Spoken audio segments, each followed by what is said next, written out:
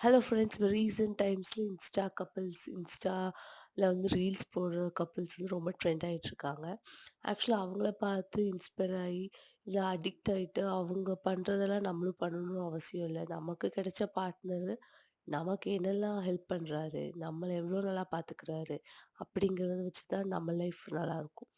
இப்போ நீங்க உங்களுக்கு உங்க பார்ட்னர் உங்க ஹெல்த் வைஸ்ல உங்கள ரொம்ப நல்லா பார்த்துக்கிறாருன்னா, நீங்க தான் இருக்கறதுலே ரொம்ப லக்கியஸ்ட் பெர்சன் அப்படின்னு நெனச்சுக்கோங்க. உங்க கூட செல்ஃபி எடுக்கல, எங்கேயாவது டூர் கூட்டிட்டு போல, கப்பிள் வீடியோ போல, இந்த மாரி சின்ன சின்ன விஷயத்துக்கு வந்து ஃபீல் பண்ணிட்டு இப்போ ரீசென்ட்டா கல்யாணம் ஆனவங்கலாம் தேவையில்லாத ப்ரெஷர் எடுத்துட்டு சண்டை போடுறதுக்கு, நம்ம பார்ட்னர் நான் எதுல பெஸ்ட்டா இருக்காங்களோ, அதுல ஹேப்பியா இருக்கிறது தான் புத்திசாலித்தனம்.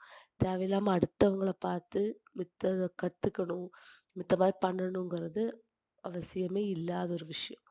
உங்கள எப்படி அவர் கேர் பண்றாரு அப்படிங்கிறத நெனச்சு ஹேப்பியா இருங்க.